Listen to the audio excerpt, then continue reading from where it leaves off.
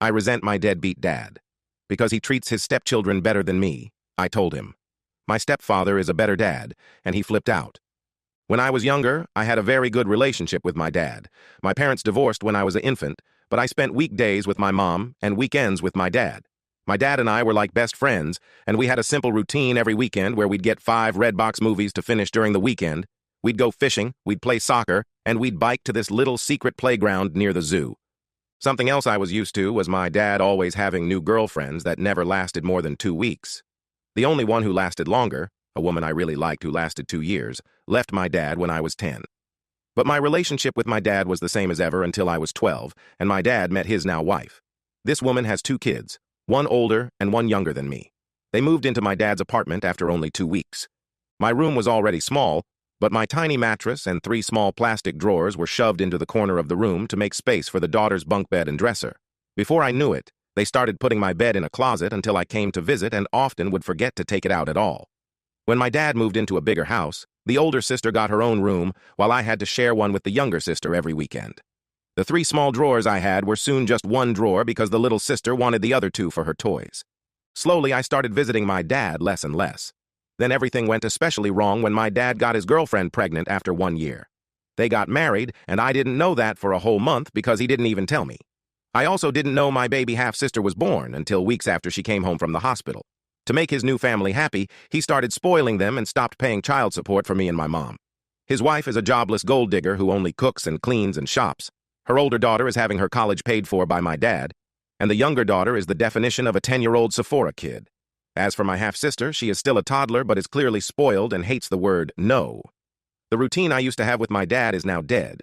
As for my stepdad, he's been with my mom since I was 5.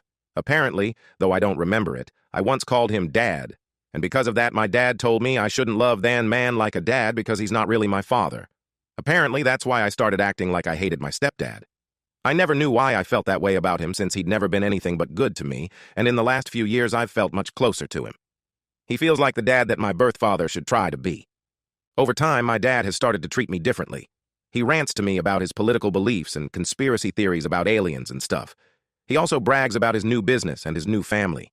And if I ever try to share anything with him, he gets annoyed and shuts me up before continuing with his stories. It's like now he sees me as a buddy rather than his freaking daughter. Also, it was during these last few years that I learned the reason he and my mom divorced was not because they weren't right for each other, but rather because my father cheated on my mom while visiting his family in Canada. I am now 15, and I have become a completely different person than the one my birth dad remembers. I no longer love the beach or soccer, and I now love music and reading and writing.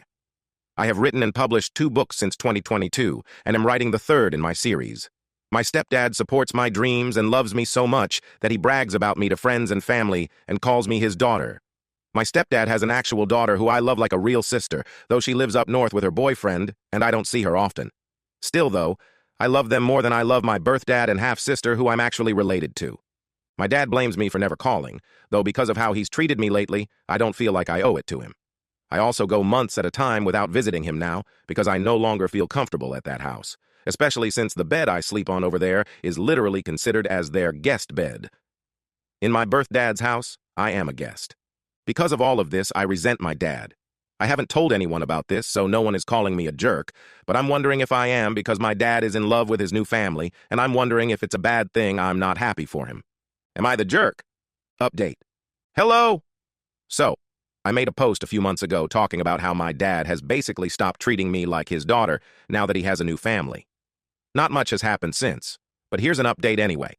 So, since I made the initial post, I've only visited my dad's house once, and safe to say, I truly am nothing more than an uncomfortable guest in that house. I should start off by saying that every time I spend a few months without going to his house, my dad tries to play all innocent and calls me on Fridays to ask when he should pick me up. I never answer because he always calls me when I'm in a class or busy with studying, so he'll call my mom. But because he never asks me in advance, I tend to have plans on weekends with my cousins, friends, or just to work on writing since I am still working on my 3rd book and it takes a lot of focus that I can't get in his house. Actually, I'm now just going to call him Eric. He's honestly not been as much of a dad figure to me as my stepdad has. Anyway, it was my mom who had decided I would go over to his house. Despite the fact that Eric hasn't paid child support in over 2 years now, and I hate going to his house, My mom says I should just visit from time to keep him from getting the court involved. She confuses me, sometimes saying that he's a deadbeat man, but also sometimes saying that he's my loving dad who deserves my respect. However, under the circumstances, I'm fairly certain that nothing would be any different since I never visit him, and he doesn't pay child support anyway. In fact, once on Christmas, he bought a bunch of new gifts for his family and wrapped them up and everything. But weeks before Christmas, when I was visiting, he drove to Walmart so his wife could do groceries, and he handed me $200 and said, "Merry Christmas. Buy yourself something and the rest can be child support or whatever." I bought 2 books, but the rest of the money that was supposedly child support was nothing near to the amount he owed. I have told my mom I would be happier if he lost custody of me and my stepdad adopted me, but she thinks that's too extreme and says, "He's still your dad. He deserves your respect and love." Now, about the weekend I visited him, from the minute Eric picked me up, all he talked about was his new family. He talked about the older sister and her boyfriend, the younger sister and the shopping she does, and my half-sister who can now talk a little bit. I stayed silent the whole ride until he asked me a question about my school. And when I answered his question, he got frustrated and went into a conspiracy theory rant. I tuned him out for the rest of the drive after that. The rest of the weekend wasn't any better. The older sister did what she always does when I visit and locked herself in her room, only coming out when I left the house, or when I was in the bathroom so she wouldn't have to talk to me. And the younger sister had a friend of hers over, and her friend had her stuff tossed on my bed and was sitting on it, because it's the bed she sleeps in when she has sleepovers. Eric's wife did a poor job of hiding how bothered she was by me visiting. More than once, she has been completely shocked. I was visiting because Eric didn't tell her, so she couldn't disagree. And also, most of the weekend consisted of Eric taking me and my half-sister to a playground so she could run around with her friends, and I sat on a bench to read, but I didn't have much time to myself since Eric kept leaving and told me to keep an eye on my half-sister who is a wild and fussy kid. I'm not a babysitter, and while I am good with kids, that does not mean I enjoy putting my own time aside to look after them when they're not my responsibility. I had to spend 2 days in either pure chaos or discomfort, and I had a talk with my mom about me not wanting to go over there anymore. She said that's fine and she won't force me to go anymore, but since she said that before, I don't believe her. I don't have anyone to really talk to about this, and this whole situation is stressing me out, because I don't remember my dad ever being as happy as he is now, and I still sometimes feel like I should be happy for him. I don't know what to do, and any advice on anything I could do would be helpful. Everyone who's commented on my last post so far has said I'm not the jerk, and that Eric isn't acting the way a dad should, but he still reaches out from time to time and says, I'm his baby girl who he loves. Honestly, I almost cry whenever he says that because it reminds me of how we used to be. Am I overthinking all of this or overreacting? What should I do? Am I the jerk here because I'm not happy for my dad? Update 2. Hello, everyone. It's only been a couple of days since my last post. Since then, I have taken the advice most of you have given me, and I talked to my mom about how I don't want to keep being forced by her to visit Eric, my sperm donor, as most of you referred to him as. Long story short, I'm not 100% sure she won't continue to send me over to Eric's house, but she did wind up sending him long texts, chewing him out for not treating me right and telling him to step up and pay his child support. He didn't answer her, though, so I followed some other advice and wrote him a long text myself that detailed how I felt about his treatment of me the last few years. The thing is, as soon as I sent that text, he called me to yell at me and called me spoiled and overdramatic. He said it's my fault we don't have a relationship since I never visit or talk to him anymore. And because I mentioned the unpaid child support, he said that I was only reaching out to him for money. I nearly cried during that phone call and wound up just hanging up on him.